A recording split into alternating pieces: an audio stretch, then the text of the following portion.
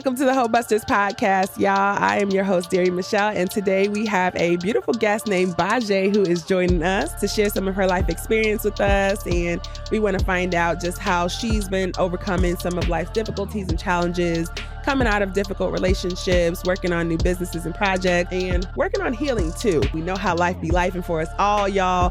So I am excited to get this started. Hopefully you guys will listen and gain some new insights and another perspective from another young, beautiful lady here. And yeah, I'm sure we'll have some laughs and some good times along the way. For sure. So thank y'all again for joining us. And Italia's back again for another episode as my guest co-host. And I'll let her introduce herself, share what she's got going on. So I'm Italia, your corporate Betty and nail tech. I have a lot of things going on. We understand, baby. Yeah. Well, go ahead and tell us a little bit about you, what you're working on too, honey. Okay, well, first I want to say thank you, Deary, and thank you, Talia, for having me here. I am working right now on just networking and building with people. My life coaching business is about to launch in 2025, so that's one of my biggest accomplishments. Yeah, I'm excited for that. And public speaking. So again, I'm thankful for this opportunity because now I'm launching, being able to speak to like-minded individuals and actually get out here, put my face out here, and just converse, build connections. Absolutely. That's what it's all about. So tell us a little bit, Bazjae, about your geographic journey, where you come from, how you ended up in Charlotte. Just let us know. Yeah. Where you been? I was born in South Carolina. Okay. And my family originally moved to North Carolina when I was about maybe 12. Mm-hmm. I wasn't here long, 2 years, and then I moved up to New York, and I basically grew up in New York. What part? Harlem. Oh, nice. Yeah, Okay. yeah, I was there for a while. That taught me a lot. One thing I like to reference is Malcolm X when he said that when he moved to New York, it taught you how to survive. That it's a survival tactic, and you kind of forget how to live. So, about 4 years ago, I moved here to Charlotte, North Carolina, and that's when I started to live. That's when I started to really experience life. Wow. Because I didn't have to struggle with being like in an environment where people were so hostile or and not even exactly hostile, but here people are a bit more friendlier. They're a bit more social, and you get to communicate and be different. So here I was actually able to live, and that's where I am now in Charlotte. I was able to come here and find myself. I love that. Wow. You see yourself here long term? No. Where would you like to be? Texas has been calling me. Texas and Atlanta. Mm-hmm. I want to do Atlanta because I know like Black businesses just flourish Absolutely. very well. Texas as well. I think no matter where you go, you can flourish if you got the right mindset. Mm-hmm. But I would like to have property in Charlotte because Charlotte's growing. So I would definitely like to have property here. I love that. Absolutely. Shoot, I'm in the same boat, girl, trying to get me a house. I'm just trying to figure out where I want to be. I know, right? Where do I belong? I know. I feel her though. Like, I've been here in Charlotte for 12 years, but in this last 15 months since I've been single, this is like the first time I'm able to really live too, and just kind of see the city and go and experience, take my kids places. We're going to games, we're doing all kinds of fun, restaurants, and just so many different things. We love going to Carowinds. We use the hell out of them season passes. It's just very fun. So I absolutely feel what you're saying. I know we met on social media. I was really interested in you. She was promoting some of her life coaching business. So tell us how you got into that. How'd you get that started? Yeah. Honestly, it just came to me. So I went to college for behavioral science and mental health. Okay. And I thought, I want to be a social worker. That's just what I was thinking. And of course, you get on these paths and you try to figure it out and it changes. And so when I realized I didn't want to do social work, I ended up just going into like the service industry. Okay. So food service, bartending, that's something I know how to do. Cool. And I noticed I would use my skills there. You're a babysitter for people when you're in those situations. You are babysitting. And so I was able to use those skills, but it still wasn't enough. It was just enough to keep me socially engaged. Yeah. Okay. And so as I continued to make content on social media, I started realizing wow, people actually like to hear me. Yeah. Because a lot of my family, they come to me for advice, or I'm just that backbone for the family, the one that keeps everybody together. And it's really because of my way of advising people and leaning on them, So that's when I was like, you know what? Life coaching sounds like something that will be right up my alley. Absolutely. I think I would do well in that area. Yeah. And just seeing how social media has reacted to me speaking and creating content, I think that I knew it was meant for me. Yeah. And the moment I started pursuing it, it was like opportunities just kept falling for me. Awesome. I mean, it's been 30 days? Wow. And it's been really falling. So I'm very proud of where I'm going right now. Good. I'm proud of you too. That's really, really too. dope. You know, just sometimes taking that leap and going out there, and especially getting on social media. It's not easy. Like really putting yourself out there, putting your face out there. I know sometimes you have to overcome the challenge of like hearing your voice, playing back. We all have that issue, right? Yeah. Now I'm just like, I don't give a damn. My voice is a little deep. It is what it is. I just don't care at this point. I love your voice. I was about to say, you were I literally, so cute and sweet. I think that's like what led me to like be open to talking to you, because you have an assertive voice, but it's still so sweet. Like, it's just like, I need to talk to her more often. Right, like you're you want to making hear me what she has to say. No, seriously, your voice. I'm glad. Well, you know, at this point, I fully have accepted it. So now y'all gonna be hearing me talking, okay? I got a lot to say. Yes. We spoke briefly when we initially got on the phone and just kind of got acquainted and got to know each other a little bit more. And we shared some of our experiences coming out of emotionally abusive situations and really how that helped propel us into like this next phase of life, right? Yeah. And I think it's amazing how many people I'm learning who come out of, and it doesn't have to be like a super long-term relationship, even investing a few years in somebody and coming out of that. Once you've taken the lessons from that situation, I have yet to meet a single person who've come out of it and they're down. I've met so many people who are up coming out of it, because it's like you're either gonna let it make or break you. And I'm so glad to see that people are so resilient and strong and are able to push forward and say, you know what? No, all the things I couldn't do before, I'm going to go the fuck after it now, and we're going to go ham, and we're going to really make this pop. So if you don't mind, tell us a little bit about what you came out of in your situation, and how it helped you to get to this space you're in now. All I can do is blush. No, the reason I love this opportunity is because actually what sparked me on my healing journey, which is what led me to where I am now on my life coaching. I did go through a heartbreak. I went through a relationship that did not benefit me. It caused me to have a lot of internal insecurities and things I just had to work on. I really had to tune into myself and learn and grow. And I think that when launching this career and this being the first platform that I step on, and that being the first situation that actually sparked my journey, I'm thankful for this opportunity. So about 2019, I went through a really bad heartbreak, and it was more so I lost myself in the process of loving someone else. And being so young, it's like, how do you get there and how do you bring yourself out of it? I won't say I had the best upbringing from people in my family who could have taught me better, because we all heal as one, so they were healing as well. And I was kind of forced to go through that process by myself, and it caused me to go internally. I stopped looking for outside sources, because again, I was young. So when I stopped with that relationship, you may think to go look other places, but then you meet the same person. So I had to go in and really do some healing. And I called it my self-love journey. Good. Yeah, it was a self-love journey for me. And little did I know, it was actually a spiritual journey that was taking me closer to God and allowing me to tune in with myself. And that's what led me to where I am today. And I will always be thankful for that situation. Like, unfortunately, there was a lot of hurt and trauma behind it, but there was also so much rebirth for me. And it allowed me to heal. Yeah, it allowed me to know even now when I go through situations, it's time for you to stop. You need to heal again. You need to go in a hermit mode. I love to hear you say that, because I think that's the thing that people don't realize. The outcome of the test that we go through is really dependent upon the path that we take, right? So when you say you want to birth something after a heartbreak and you actually do it, that means that you did a lot of hard work to get there. Where you could have went to, had a downward spiral and just went completely out of control or down a different path that could have led you to jail or, other things. But instead you turned your pain into triumph. And honestly, that's kind of what this all is about. Derry turned her pain into some serious ass triumph. Very successful, actually. She was like, you know what? I'm going to get out here. I'm going to do this. I'm going to do this. And everything that she said, she checked it off the box. So to see other women doing that, and, I'm also the same. I could have went a different way for sure. But just to hear that after heartbreak, you're able to sit here smiling and you look beautiful and your skin is glowing. Thank you. Those are not easy things to do after you go through something like that. So I'm proud of you for that. Thank you so much. I needed to hear that. Absolutely. So share with us your journey into healing and what that looked like. What did it require for you? Did it require you to, take some time alone? Did you have to just kind of isolate yourself for a little while? Meditation, prayer, church? Like, what did it take for you? Yes, all of those things, actually. Yeah, all of those things. I would say the first step that really woke me up was yoga, meditating and yoga. Okay.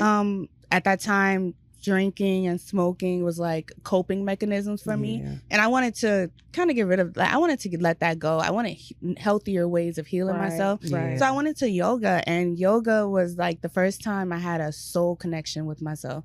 I was able to tune in and hear that voice and be like, wait, am I going crazy? Actually, no, wait, no, you're making some sense. Supposed to hear that. Yeah, I'm supposed to hear that. And that was one of the main ways of healing myself. The other ways was through forming new connections. One of the unfortunate events that happened in my past relationship is I lost how to communicate. So when I met someone who was like very social and they were just bubbly, it turned me off for some reason. It did. It's so sad. Not what you're used to. Yeah, it wasn't what I was used to, and I couldn't believe how damaged I had been. And it was funny because that person also offered to take me on a date. And I was just like, what is going on? Like, and I couldn't, it makes me emotional now. Because I couldn't believe that I had accepted the bare minimum for so long, you know? So many of us did. Yeah, it was sad. And I'm very thankful because that person is still my friend to this day. He actually helped bring me out of that situation where I didn't know how to communicate. I'm looking at him like, why do you talk so much? Oh my goodness. And you know, why do you want to keep talking? Feelings. Yeah, feelings. And that was so helpful. Another thing was reading and journaling. I journal a lot. And those are practices that I still use to this day whenever I'm, honestly, day to day. Because, you know, we heal every day. We always are working towards something. So I honestly journal every day. I read every day. I write out my thoughts and I plan because I'm constantly trying to move forward and overcome obstacles. But that was where that started. That's how I learned those things. And that's what really just brought me out of those tough times, you know? Like, even when I face them again, I know you have to discipline yourself. Absolutely. You do. And that's even touching on using unhealthy methods to cope. You know, I'm not sure if we mentioned it, but, you know, I was a heavy smoker, like heavy marijuana smoker for some years, honey. It was like almost consuming my life. You know what I mean? Where it's like I literally had to have a blunt in the morning when I get up, get my kids ready for school, get them off to school, need another few hits, you know, not necessarily a whole joint, but just constantly going back at it throughout the day and having to kind of consistently be high, because when you smoke that much, your high wears off so fast. You need to kind of keep it going. And so I'm just, I thank God it never got past weed, y'all, because I said it could have gone real deep with pills and people shooting up the heart shit, right? I'm so grateful it never got past that. Crack busters.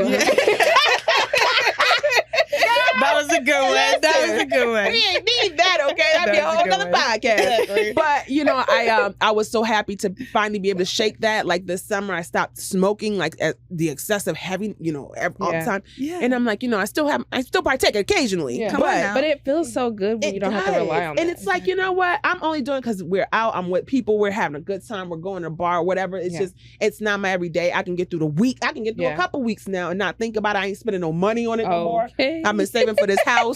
I've been so proud. Like, it's been 5 months now. And I'm like, you know, looking at the past 20 years, I really was like, I'm never giving this up. You know, this is me. Accept it or not. I own it. Like, this is what it is. I mean, even my family, I'd be at my auntie's house like, I gotta step outside. All right, just give me a minute. I'll be back in. They already know. But everybody knew. My kids even know. And it really took for my daughter to say, listen, Ma, this is embarrassing. We get in the car. I'm smelling like it when I'm going into school because you had just smoked before you picked me up. And I'm like, damn, this is awful. And sometimes it'll be the kids who will check you on your bullshit and say, hey. They will hurt your feelings so bad. And they just be so sweet and innocent with it. They so honest. But you know what? Just the way they're able to relay that message is like, oh my God, it's just so effective. Absolutely. And so I was so grateful that my baby was open enough, and I'm so glad we have like the relationship where she can communicate this with me. I but love that. You know, healing is a process. I was even telling someone, like, I had a few weeks where I was just down, y'all. Like a couple weeks where I was just like in the bed, I couldn't move, and I just had to reset, like kind of recalibrate. That was me this weekend. Oh, really? You know, I was like, I don't feel good.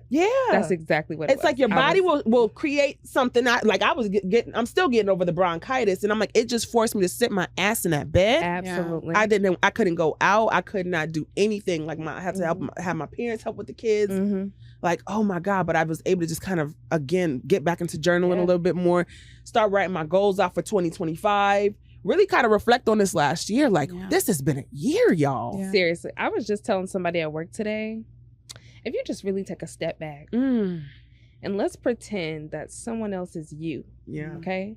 And you look at your life as them living it, you would see how many things you actually do and accomplish in a year. Yeah, That's and real. how much shit you actually go through that you don't get a chance to shed a tear over. Mm. You don't get a chance to like scream about. You just got to keep on moving. Yeah. Your life is crazy. Like, you just don't know how many things you're actually doing every single day. Yeah. That's so true. That's so true, because I speak to people on a day-to-day basis, especially at work, and I find myself when I'm giving them compliments, they're just like, oh no, like they just brush it off. Yeah. And I'm like, no, but you're doing it. And they're Seriously. like, okay, what about you? And then there I go, oh no, just Please, no, everything about me is good. I'm fine. I'm It's fine. No, it's Yeah. not. Having to wear that mask and kind of put on that all the Absolutely. time. I had some training at work, and I had to stop and tell my boss, like, you know what? Yo, I am fucked up. I'm distracted. I can't really do what I need. I'm thanking God we're not in the system here, and we're just like watching what's to come, because if I had to touch this right now, I wouldn't have been able to retain any of this. You know what I mean? Like,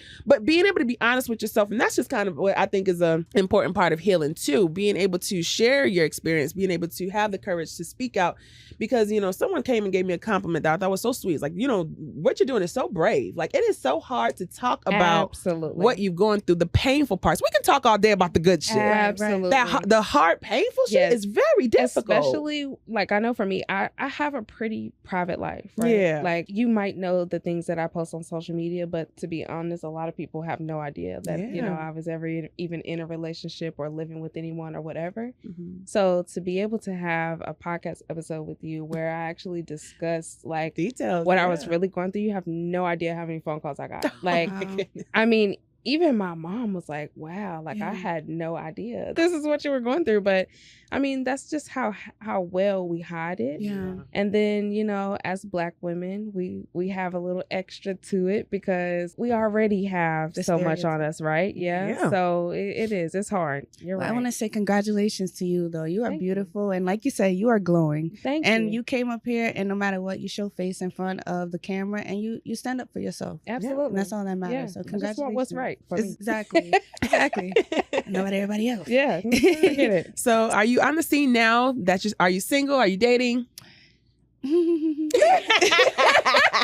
I'm She's sorry, private. y'all. That's what I it think is. so hard because I just know when people see me up there, they're gonna watch it. So no, Welcome to I'm my not. life. Right? I'm not dating. I'm actually not pursuing anything. I really just like stepped off the radar and I said I want to pursue my goals. Yeah. I'm not gonna say I'm tired of dating, but I'm just not interested in it. I feel you, honey. No. I'm in the same place right now. I just had to stop and like, I don't care. I don't want my phone ringing. I don't want no text messages. Right. I don't feel like going out. I don't feel like getting dressed. I'm not checking in.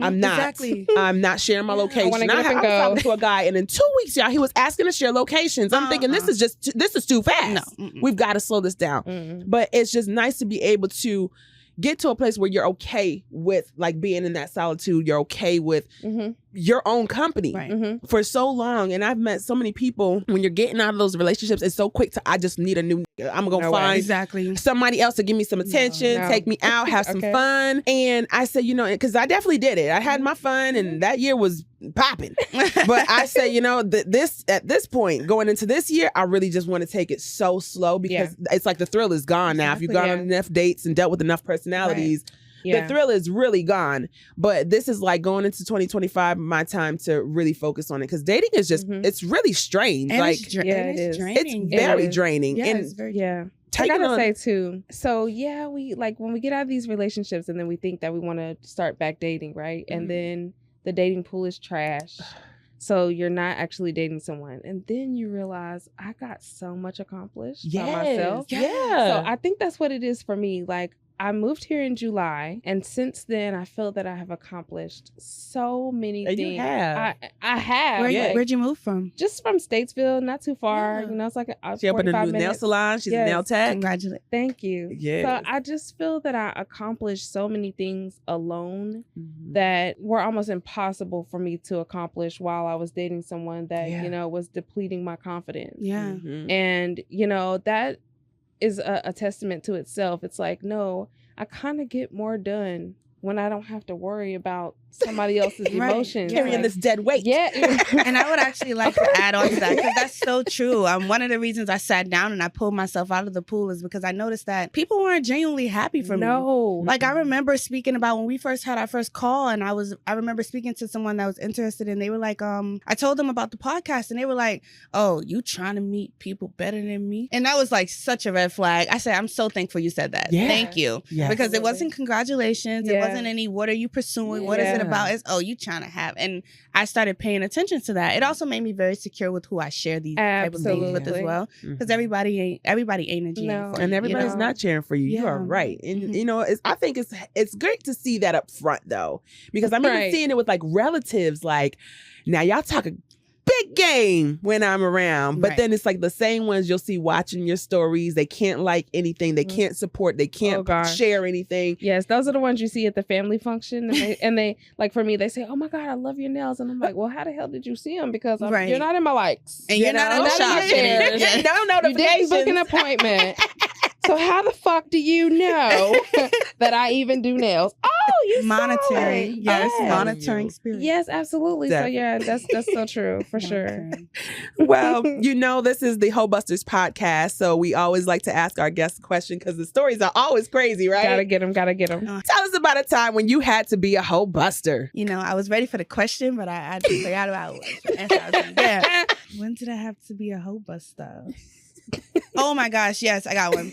So there was a friend of mine. They went on a vacation.